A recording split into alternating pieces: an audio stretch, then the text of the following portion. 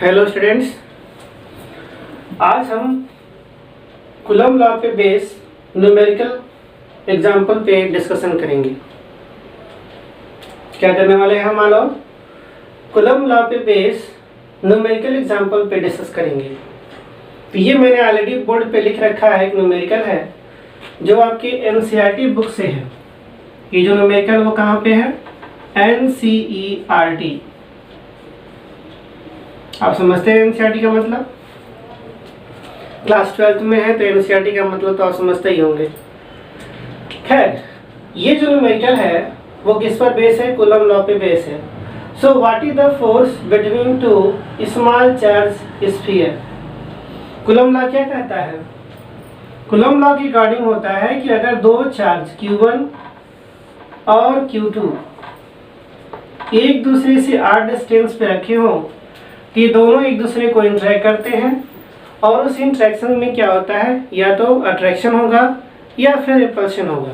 देखिए यहाँ पर क्या होता है,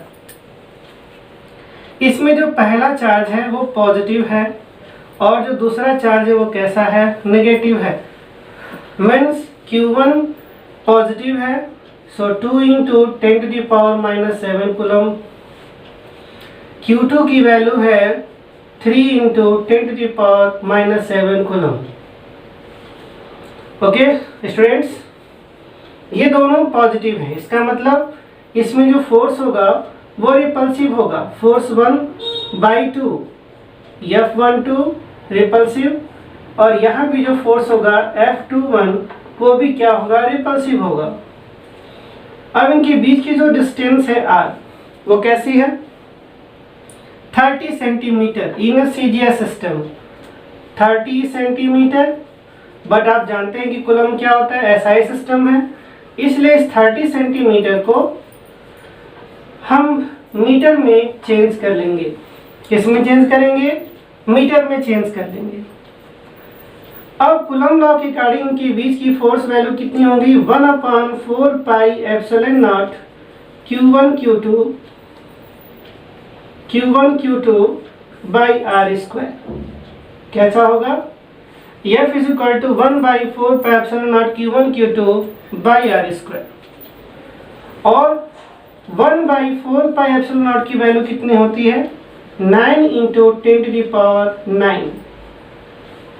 Q1 की वैल्यू 2 × 10⁻⁻7, Q2 की वैल्यू 3 × 10⁻⁻7। ओके, और इनके बीच की जो डिस्टेंस है r² करना है, सो 30 × 10⁻² होल स्क्वायर। ओके, थोड़ा सा कर लेते हैं। 9, ये 3 to 6 हो जाएगा, और 9 में मल्टीप्लाई कर देंगे तो ये हो जाएगा 54 इंटू, अब पावर एडजस्ट कर लेते हैं।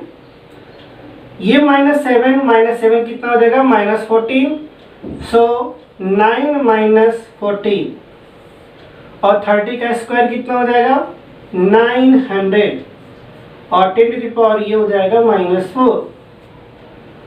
फिर आप इसे सॉल्व करेंगे तो 54 × 10⁻⁻, हाउ मच? 14, और ये कितना हो जाएगा? -5, और फिर नीचे 9 × 10⁻²। अब आप इसे सॉल्व करेंगे तो वैल्यू कितनी आ जाएगी? 6 × 10⁻³ न्यूटन। ये फोर्स कैसा होगा? रिपल्सिव होगा। इस फोर्स का नेचर कैसा होगा? रिपल्सिव होगा। ये दोनों चार्ज एक दूसरे को क्या करेंगे? रिपेल करेंगे। ये बात आपकी समझ में आ रही होगी। यहाँ पे दोनों चार्ज पॉजिटिव हैं तो फोर्स रिपल्सिव होगा। कूलम्ब के अकॉर्डिंग जो है फोर्स का मैग्नीट्यूड फाइंड करने का फॉर्मूला क्या होता है? 1/4πε0 Q1 Q2 by r²। अब 1/4πε0 की वैल्यू 9 × 10⁻9 रखा, Q1 की वैल्यू रखा, Q2 की वैल्यू रखा, इसे स्क्वायर किया, सॉल्व किया, और ये फोर्स की वैल्यू आ गई 6 × 10⁻³ न्यूटन रिपल्सिव। ये एक एग्जाम्पल है किसका? एनसीईआरटी का। और ये न्यूमेरिकल आपके एक बोर्ड एग्जाम में आया हुआ भी है। ओके स्टूडेंट्स, इसके बाद हम लोग आगे बढ़ेंगे न्यूमेरिकल नंबर 2 पे। तो इस न्यूमेरिकल नंबर 2 में ये है कि the electrostatic force on A small sphere of charge 0.4 microcoulomb. Listen once again. The electrostatic force on a small sphere of charge 0.4 microcoulomb. It means कि अगर हमने फर्स्ट चार्ज लिया, दैट मीन्स इस Q1, तो Q1 की value कितनी हो गई? सपोज करते हैं हमने Q1 की वैल्यू ले ली, ये रहा हमारा Q1, ये हो गया पॉजिटिव है 0.4 microcoulomb. Due to another small sphere of charge, जो दूसरा है वो है Q2 और वह है -0.8 माइक्रोकूलम इन एयर। अब एयर का मतलब ये हो गया यहाँ पर कि Q1 Q2 के बीच का जो मीडियम है वो एयर है, तो इसका डाइलेक्ट्रिक कांस्टेंट K की वैल्यू क्या हो जाएगी? 1। और उनके बीच में जो लगने वाला जो फोर्स है F = 0.2 न्यूटन। ये चार्ज पॉजिटिव और ये निगेटिव, यानी दोनों के बीच में जो फोर्स लगेगा वो कैसा होगा? अट्रैक्टिव होगा। मीन्स अगर Q1 पे Q2 ने फोर्स लगाया तो ये वैल्यू हो जाएगी F12 लाइक दिस, और Q2 पे Q1 ने फोर्स लगाया तो ये हो जाएगा F21 लाइक दिस। ये जो फोर्स है वो कैसा है? अट्रैक्टिव है। ये फोर्स कैसा है? अट्रैक्टिव है। तो अट्रैक्टिव नेचर बना लेंगे इसकी। अब इसके बाद से हम इसमें क्या करेंगे कि हमारे पास दोनों चार्ज की जो वैल्यू है 0.4 microcoulomb, that means 0.4 into 10⁻⁻6 coulomb. Microcoulomb को कूलम में चेंज कर लेंगे। फिर Q2 जी माइनस है, मैग्नीट्यूड लेंगे हम यहाँ पर 0.8 microcoulomb, it means 0.8 into 10⁻⁻6 coulomb. Okay, but आपसे पूछा जा रहा है what is the distance between the two spheres. जो ये स्फीयर ऑफ चार्ज है इनके बीच की डिस्टेंस r आपसे पूछी जा रही है। तो r यहाँ पर क्या हो गया? आस्किंग है। तो कूलम लॉ के अकॉर्डिंग जो मैग्नीट्यूड ऑफ फोर्स है उसकी value formula 1/4 pi epsilon not Q1 Q2 by r²। याद रखेंगे हम यहाँ फोर्स की मैग्नीट्यूड फाइंड आउट कर रहे हैं, इसलिए Q1 Q2 की क्या रखेंगे? हम मैग्नीट्यूड फॉर्म करेंगे। सो फोर्स की वैल्यू है 0.2 Newton. Okay, 1/4 pi epsilon not की वैल्यू 9 इंटू 10⁹। Q1 की वैल्यू हो जाएगी 0.4 इंटू 10⁻⁻6। Q2 की वैल्यू हो जाएगी 0.8 इंटू 10⁻⁻6 और यहाँ पे हो जाएगा r²। अब इस r² को सॉल्व करने के लिए हम यूज करेंगे r²। ओके, यहाँ पे देख ही लेंगे कि सॉल्व कैसे कर लेते हैं। तो 9, 4 और ये 0.8, इन सबको आपस में मल्टीप्लाई कर लिया जाए। तो 9 और 4 से मल्टीप्लाई करेंगे तो ये 36 हो जाएगा, 0.36, और फिर 0.8 से आप इसको फिर से मल्टीप्लाई कर देंगे तो ये वैल्यू कितनी हो जाएगी?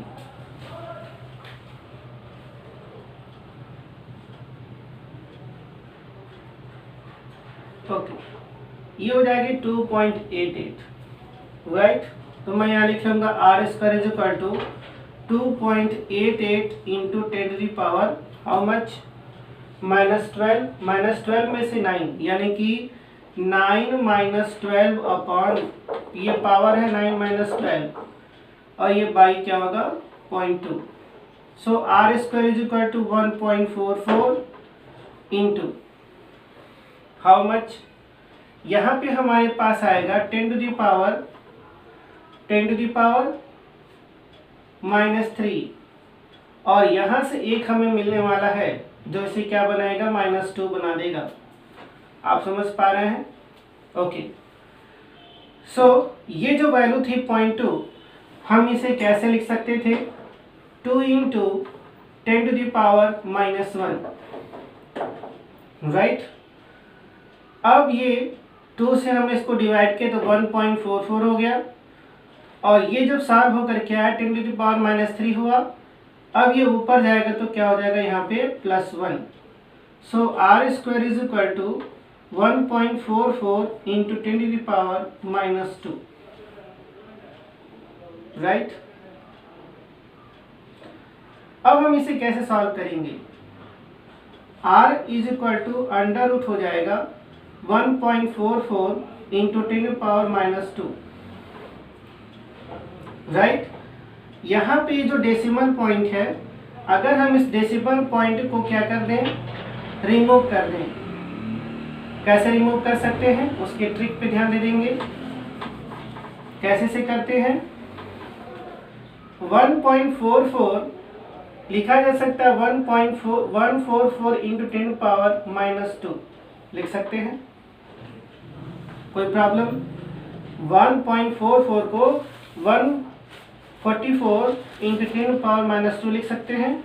तो यहाँ पर ये वैल्यू क्या हो जाएगी? चेंज हो जाएगी, 10⁻⁴ हो जाएगी। और फिर हम जब इसे सॉल्व करेंगे तो ये 12 इंटू 10⁻² मीटर, या फिर हम इसे लिख सकते हैं ओनली 12 सेंटीमीटर, राइट। ओके, तो इस तरह से हमें मिल गया what is the distance between the two sphere, यानी दोनों स्फीयर के बीच क्या मुझे डिस्टेंस मिल गया।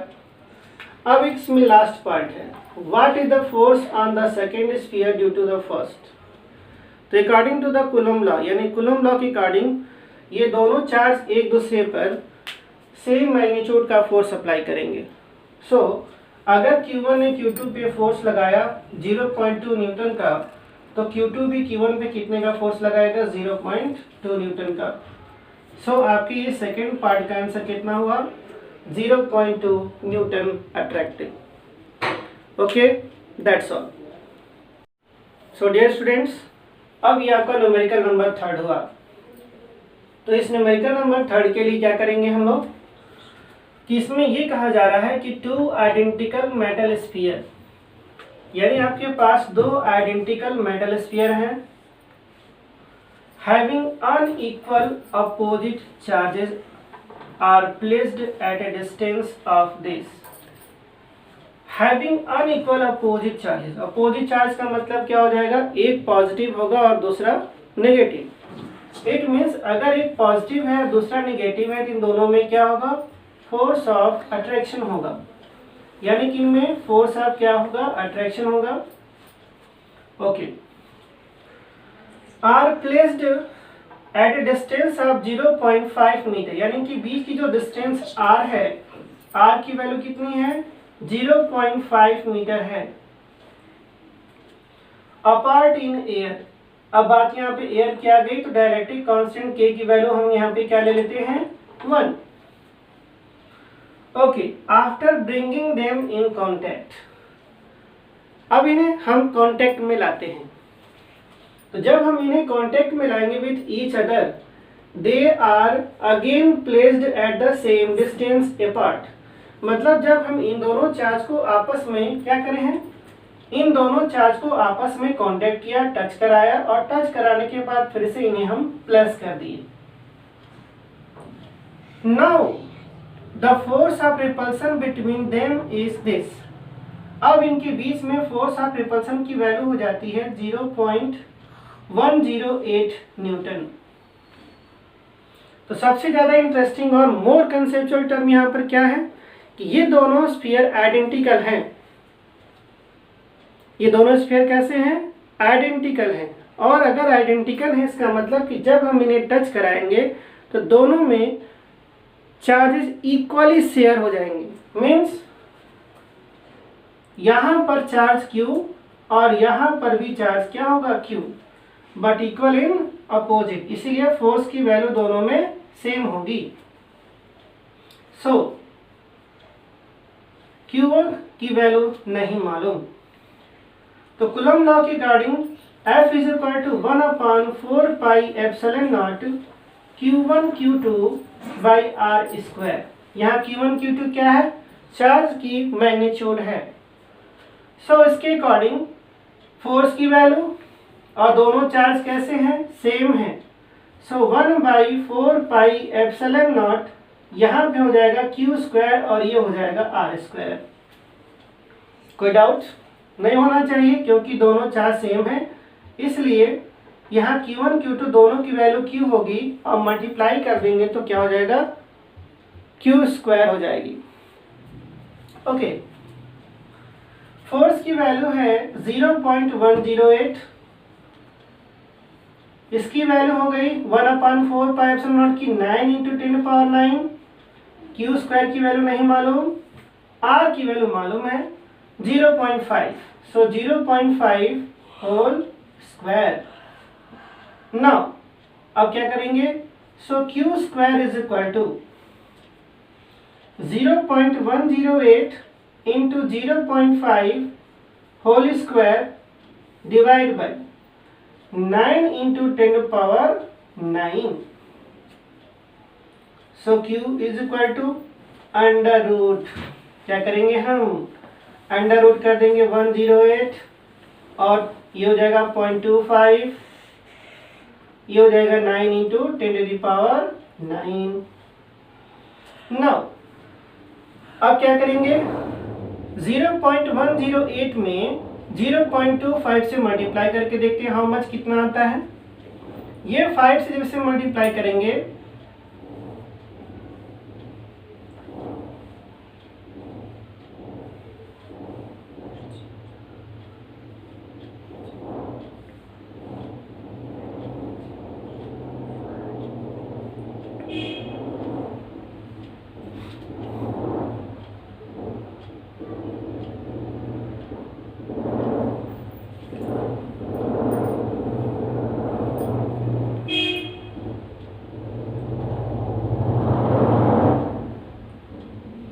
वैल्यू कितनी हो जा रही है? 0। ओके, यानी हमारे पास जो वैल्यू आ गई चार्जेस की वो वैल्यू कितनी आ रही है? Q is equal to under root 0.027 into 10⁻, nothing इसमें नहीं है, sorry for this, and how much here? 9 × 10⁹। So technically हम इसे क्या लिख सकते हैं? माइंड इट, टेक्निकली लिख सकते हैं 27 × 10⁻³ we can write. Okay, so 9 × 10⁹। अब इसे हम टेक्निकली सॉल्व करते हैं। So Q is equal to under root 3 × 10⁻, how much? 6, और हम इसे जब सॉल्व करेंगे तो हो जाएगा 1.732 × 10⁻³ कूलम। सही है? कोई मिस्टेक इसमें? फाइंड इट, कोई मिस्टेक? ओके, मिस्टेक है। यहाँ पर क्या होगा? How much? ये हो जाएगा -12, क्योंकि जब ये 9 ऊपर जाएगा तो क्या बनेगा? -9, -9 और ये -3 क्या हो जाएगी? -12 हो जाएगी। और जब हम इसे रूट से बाहर लेंगे तो हमें यहाँ पे वैल्यू कितनी मिलने वाली? -6। ओके, इस तरह से चार्ज की वैल्यू फाइंड आउट हो गई। इस न्यूमेरिकल में हमें क्या मिला हुआ था? Target calculate the final charge on each of them. Okay, ये न्यूमेरिकल सॉल्व हो गई आपके लिए। बढ़ते हैं अगले न्यूमेरिकल की तरफ। सो इस न्यूमेरिकल में हम क्या सॉल्व करेंगे? दिया हुआ है a charge Q is placed at the centre of the line joining of two equal charges. इन दोनों चार्ज के बीच में यहाँ पॉइंट C हम मान लेते हैं। अगर इन दोनों चार्ज के बीच का सेपरेशन x है तो इनमें लगने वाला जो डिस्टेंस और इक्विलिब्रियम होगा उसका सेपरेशन कैसे कि अगर ये मिड सेंटर में है तो ये क्या होगा x/2, अगर यहाँ पर है तो ये x/2 हुआ। ओके, और चार्ज ये कैसा आना है नेगेटिव। तो इसके इक्विलिब्रियम के लिए सेटिंग क्या होती है कि यहाँ जो भी चार्ज होगा उस पे नेट फोर्स की वैल्यू क्या होगी 0 होगी। कैसे फाइंड आउट करेंगे, F इन दोनों के बीच का फोर्स यानी कि A और B के बीच का फोर्स और FCA इन दोनों का अलजेब्रिक सम यानी कि वेक्टर अलजेब्रा के अकॉर्डिंग वेक्टर सम क्या होना चाहिए 0 होना चाहिए। सो FAB के लिए क्या करेंगे हम यहाँ पर 1/4 pi epsilon naught capital Q into capital Q, दोनों चार्ज कैसे हैं सेम है और डिस्टेंस का x² plus 1/4 pi epsilon naught capital Q small q by x/2 whole square is equal to 0।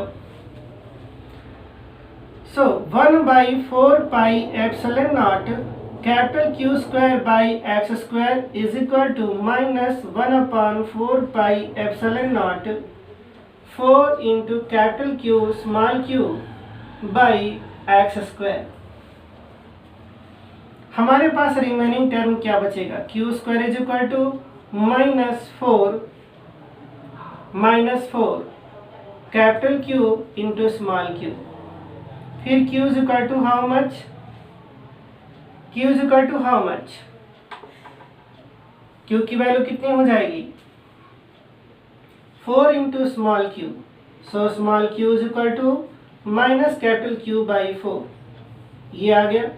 यानी कि चार्ज हमारा कैसा होना चाहिए वहाँ पे नेगेटिव, तभी ये 3 सिस्टम ऑफ चार्जेस, यहाँ पे कह रहा है न्यूमेरिकल में system of 3 charges will be in equilibrium.